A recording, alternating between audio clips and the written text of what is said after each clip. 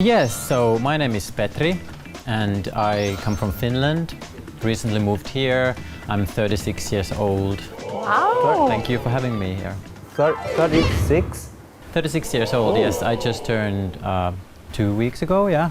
Because you look so younger. young. Yeah. Like in your 20s younger. Oh, really? Well, thank you. I want to know, what skin products do you use? I'll give you my doctor's number later. Like, how long have you been here in Vietnam? It's been like almost exactly a month now, yeah. Why did you come to Vietnam? Well, it was actually very sudden and not planned at all. Last spring, my former employer, he has a company here. Oh. And he just texted me like, we might need someone like you here. We're making the Vietnamese branch bigger and we need someone who can also talk to the Finnish people and everything. So I was like, Vietnam, really? I had no idea about the place. I've never been here before, but it sounded like such an adventure. So I just wanted to take the chance and here I am. I really like your accent. Oh, thank you. Have you heard the Finnish accent before? No. But I can see that you like all the things about him. That's not me, that's you! You! You just said in his heart! He was flooding! Oh, I'm so flattered, thank you. What kind of business are you doing in Vietnam? Well, the company I'm working for is a Finnish company to do with consulting, mostly like chemical consulting, doing like export and import. I'm there for administrative work mostly, yeah. So it's exciting and very international, so yeah. Does that mean you're gonna be living here for a long time? I think so, yeah. There's no plan like for how long, so I'm hoping for a long time because I really like it so far and yeah, no plans yet, so I think I'm gonna be here for a while. So you stay here for 1 month. Yes. What have you experienced here? Well, I feel like I haven't really seen a lot yet. I've only been to Saigon so far and working a lot because I'm getting used to my new job. And it's such a big place, even just the city. So there's so much to explore, but yeah. District 1, I live in District 2, so I kind of go between those. But I think there's so much more to see. I'm very excited. So, did you make friends with some guy in Ho Chi Minh City? Yeah, actually yes, because my colleagues have been here for a little over a year, so they know some people. So I've gotten to know some local people and some other expats also, and I've made friends already, and it seems so nice, yeah. Any hot, loving friends? Well, you know, there are some guys, yeah, definitely. The dating seems pretty vibrant, so yeah, there may be something going on, but Hey, this is exciting. yeah, a lot of options anyway. For you, yes, because you're such a handsome man. Thank you.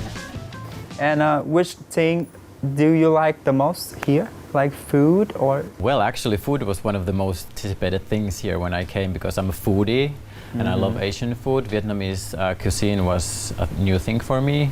So when I came here, I was like, oh my God, the food is so good. I'm gonna stay. So that was like the #1 thing, yeah. But everything else also. Which kind of food do you like phở or cơm tấm? For example, yes, yeah, I love pho. I usually eat it for like lunch or something. That's one of the best things here. But anything, we just go into like a Vietnamese restaurant and we order the table full. I don't even know what I'm eating half the time. I'm just like, this is so good. Bring me more. So get back to your childhood. When you realized that you are different from the other boys? I think as long as I can remember, I've kind of knew that there's something different, but it's hard to put into words. You don't know the terms, you don't actually even know what it is when you're very young. So I think around when I went to school, like maybe 7, 8 years old, I started to maybe realize something. The boyish stuff seemed to be like hard for me, sports and being like very macho and stuff like that. It's like, no, let's play here with the girls. I think that sometimes it's easier to identify when you feel a bit different and you feel like, okay, this is what the girls are doing. It somehow feels more natural to me, even though I know I'm a boy and that's who I am. But yeah, I think in elementary school I started to feel different, yeah. Did it give you any difficulties? Yeah. Not at first. I think my childhood was very happy. I think it was more when I was in junior high and I started to realize more, like maybe I'm gay, or I knew these things out there that some people feel attracted to the same sex, and then you're like, no, I don't want to be, and then you all have all these feelings. I think at the time it started to be more difficult because you can see that people are more prejudiced and the other kids can be very mean and there's some bullying, so There were like inner battles happening inside of you. Yes, and it's not helping when you see that it's not okay for like the other kids, and there was some bullying. I'm from a small town, so when I was younger I think it was like we were much more on the spotlight then, and much more bullying in that sense, and there wasn't anyone saying that this is okay and you might be like this, and yeah, I really struggled with that when I was younger. Yes. Did your mom and dad see something different about you? Yeah, well, my family, I think they kind of knew from very young age because I was very different, and I have two older brothers, so I was very different from them, and they were into sports and they were like much more boyish in a way, and I was much more sensitive, and especially my mom, she always knew, but we didn't talk about it a lot, and I didn't really feel like a pressure from my family. I didn't feel like maybe they won't accept, but I think more like the community around us and people at school, and you just don't want to be different. I was a sensitive, very like shy boy, so just the thought of being different was horrible, you know, I just wanted to fit in. So did you ever feel like you were having like a competition with your brothers? Were they loving towards you, or were they bullying you at any point? No, my brothers were always very sweet to me. They were never like mean to me at all.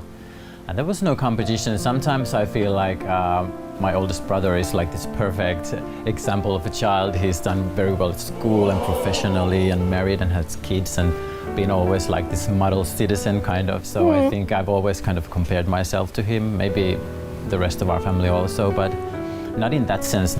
There was no bullying, or I never felt that kind of pressure. I feel very safe at home when I was young, and I was very like lucky with that, with my family anyway.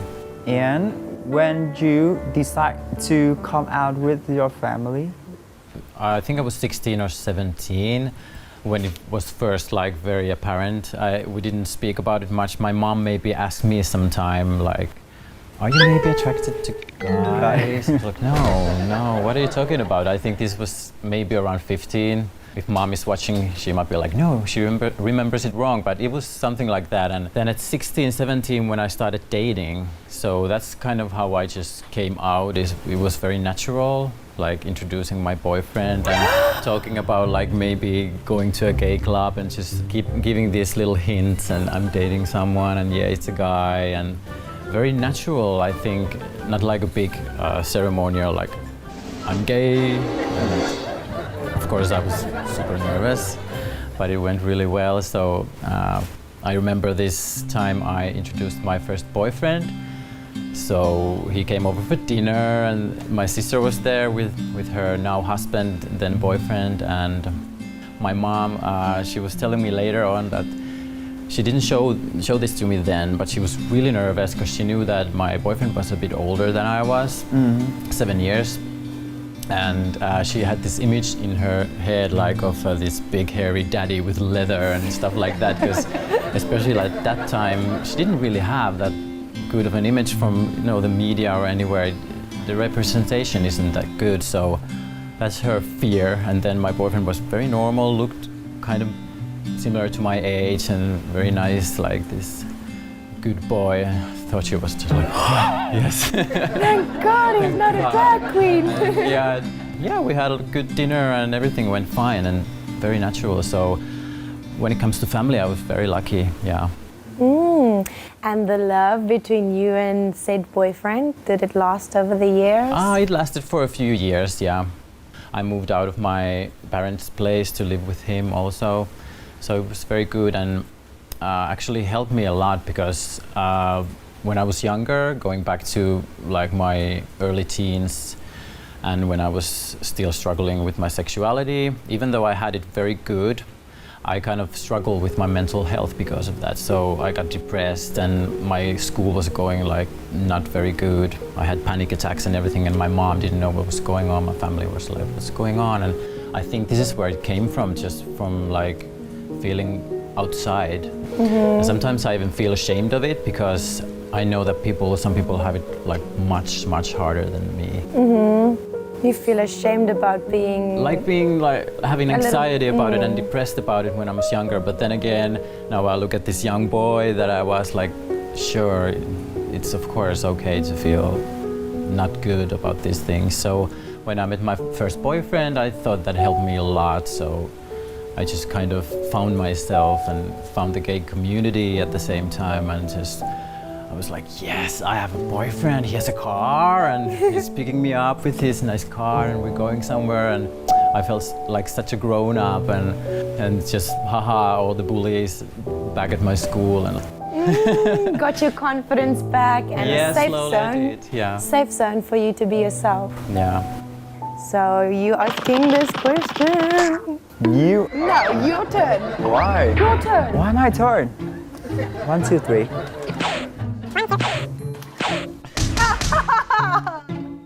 You win, you have to ask. No! You win. You have to ask because you win. You always win.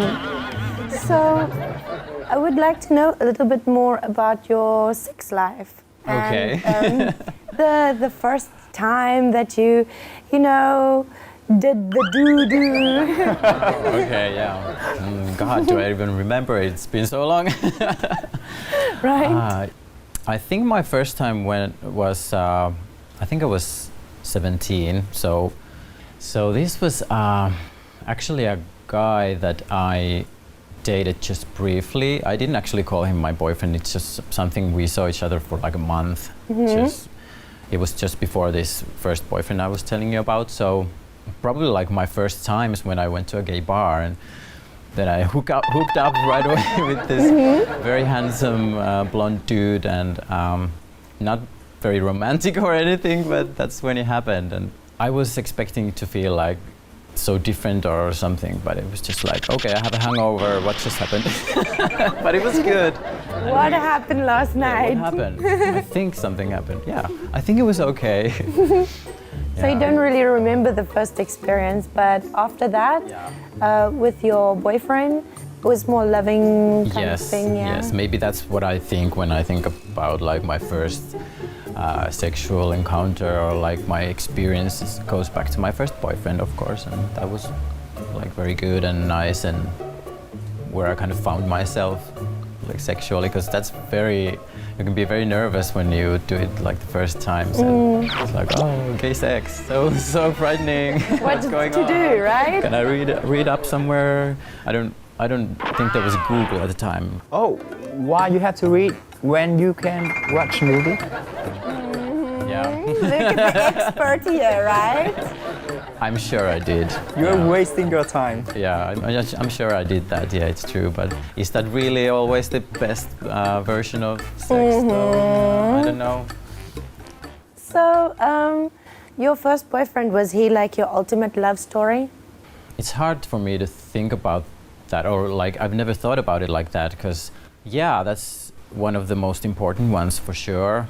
But I think later on, it was actually just a few years ago, I think that was like, until now, the love of my life, which was it had started from a holiday, like a romance. Holiday romance? Yeah, this very handsome young Greek guy when I was in Greece with my mom. We were on holiday and it was like lovely and everything, and then I was single. I was like very curious. I have to open Tinder and just look at the apps a little bit. Maybe there's something. And then I met this guy and we started to talk, and I was like, I'm stuck here with my mom. Or not stuck, we had a lovely time, but you know, if you're with your mom, it's not the first thing you do is go on dates or anything. So it's like, after a few days, like, Mom, so, okay, there's this guy I've been like talking to on Tinder and I really want to meet him. Do you think it's okay if I go and have a date? Because I felt really bad about like leaving her all alone. And like, she said, okay, sure. I know she was a bit like worried because she can be sometimes like very like, oh, we're Who's in this a guy? weird country and a new place, and where is he? And if, I felt like such a little kid. I was texting her all the time, like, okay, I'm fine, maybe in an hour or maybe an hour more, and I'm still alive. And Oh, such a sweet guy. yes, we had such a nice date, and it was just perfect. We met a few times before I had to go back to Finland, and we stayed in contact, and there it was. We decided to start seeing each other as a long distance relationship, which was not easy, by the way. We did it for maybe a couple of years. We went back and forth a lot, and I was so in love, and it was so nice, and we were both like very into it. It was very expensive for one thing, and being apart was very difficult. But then when we met, if it was in Finland or we went to Rome also and to Greece, of course, it was always so perfect, just like a fairy tale or something. Heaven. Yes, and slowly I started to think that maybe we should think about our future. If like at some point there's an option that we could live in the same country and just see where our lives are going, if there's a possibility for that. And when we started to talk about that, we kind of just found out we didn't have the same goals after all. And I told him like, it doesn't have to happen now, but like at some point in the near future, like 1 year, 2 years, 3 years, whatever, like can we plan a little? But I don't know, I think he just kind of got scared or something, and it was such a disappointment, you know, all the time invested in this very hard long distance relationship. I was very heartbroken at the time, yeah. We just kind of left things like that, like, okay, we'll just see what happens, but it didn't go well, and then I wasn't maybe the best boyfriend at the time because my mind was kind of elsewhere, and then we just decided to break it up, and I was so sad. Yeah, it's been a few years now, so I've gotten over it, but when I think about it, I think that was kind of like, it was it. You can feel it. Right? You can still feel like how loving you are towards that memory. Yes, I'm glad that I have like a good memory still of it, and I can really look back at it fondly, and we still message and stuff, and I hope maybe see each other at some point. But sometimes it's sad. And now, are you open to love somebody new? I think I am, yeah. I've been single now for a little over a year, which is, I think, the longest time I've been single ever. Yeah, it's been fun. I loved it. I like being single, so now I moved here. This whole new place. If it happens, it'll happen. Yeah. Right? Yes. Have you ever dated a guy in Vietnam or no? You just stay here for 1 month? Yeah, not yet. I've had a few dates, like just met someone, but not like real dating yet. So it's all very new to me. But there's a lot of guys. I come from kind of a small town, so it's like, okay, out of guys. So it's like, here it's just like endless stream of people, and when you go out, it's just like,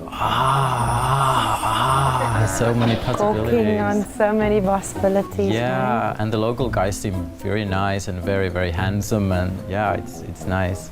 And also because it's such a like a melting pot, so there are like people all over the world here. So what's your what's your boyfriend type though? Well, this is a joke with some of my friends because I'm one of those people, like the only people in my group of friends who has like the widest range of taste in guys ever. So whenever I have like a new boyfriend, they're like, oh, this is surprising and totally different from the last one. And so I don't really have like a type, especially when it comes to like looks or age or something. So very open to all kinds of guys, but I like a guy with a sense of adventure, but still grounded in some ways. Someone who's confident and loving, you know, these basic things, yeah. Emotionally smart. Yes, that's actually very important to me, yeah. That's something I always look for. Yes. Somebody needs to be emotionally smart. So important, yeah. I don't actually care if you're smart, like in other ways. I think emotional smartness is like the most important thing, yeah. That's what I look for. You ask the next question. Why are you Why me? shy? Why Go me? ahead. He's Why handsome me? and you are shy to ask him questions. No, because that kind of question is like your part. Or you have like roles for different questions. Not really, but. So basically, you want to know if he is the big spoon or the small spoon? The top or the bottom, I Yeah, guess. the top or the Yeah. bottom. Wow. You're going straight for it. Oh, why you guys making me ask this? Yeah, sure. It is hot here, yeah. Actually, for me, I hope my mom is not watching this. For me, it's more about the guy. And it changes like every time, so I don't know. Yeah, it changes. Yeah. Just like in friendships, you have different dynamics, so... But it's hard because you have this certain feeling about someone, then you hope that they have like this same one, because it can clash, and then it's just like... Someone just recently told me like, baby, two bottoms don't make a top. So it's like, Two bottoms don't make a top. yeah, so it's just kind of you have to be aligned. So. I know that you just stay here for a short time. Yeah. But can you compare the LGBT community in Vietnam and your country? Of course, I haven't seen much, but here it seems, okay, it seems like relatively small for the size of the city, but it's very alive and it's very fun. For my hometown back in Finland, it's like almost non-existent because it's so small. We usually go to Helsinki, which is the capital, and not too far away from where I used to live. So that has a little bit of a bigger scene. No matter if it's like a different continent or something, it's always there's something similar going on. You can kind of feel the vibe, you feel at home. So of course there are differences with this, but you know, when I went to the bar, went to a bar here the first time and I met some guys, I'm like, yeah, this is like familiar territory, yes, very nice. So what is your plan in the near future in Vietnam?